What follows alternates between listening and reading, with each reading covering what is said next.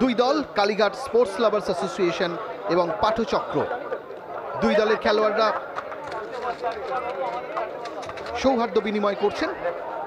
দুই ক্যাপ্টেন নাজিবুল মোল্লা এবং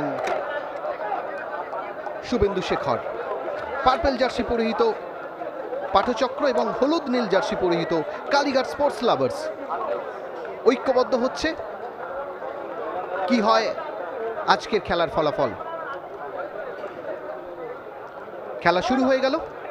শুরুতেই কিন্তু দারুণ একটা সুবিধাজনক জায়গায় বল পেয়ে গেছিল ডেভিড, কিন্তু এক্ষেত্রে সময় জ্ঞানে নিখুঁত হতে পারলেন না।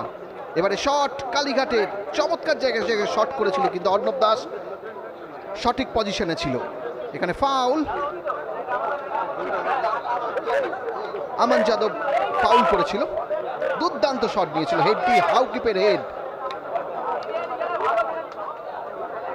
এখানেও কিন্তু একটা দারুণ সুযোগ ছিল দ্বিতীয়ার্ধের শুরুতেই, কিন্তু বৃষ্টি এসেছিল মাঠে। খেলার ফলাফল 0-0 ছিল। একদম শুরুতেই শট সেই 34 নম্বর জার্সিধারী খেলোয়াড় আমান যাদবের। এবারে গোল আসতে পারে এবং গোল, সেই অনবদ্য গোল করেছিল ডেভিড। দূর থেকে শট, ডেভিড এবং শুভেন্দু শেখরের যুগলবন্দিতে প্রথম গোল পায় এই পাঠচক্র। আজকে অনবদ্য ফুটবল খেলেছে শুভেন্দু শেখর। দূর থেকে শট ছিল, অফ টার্গেট।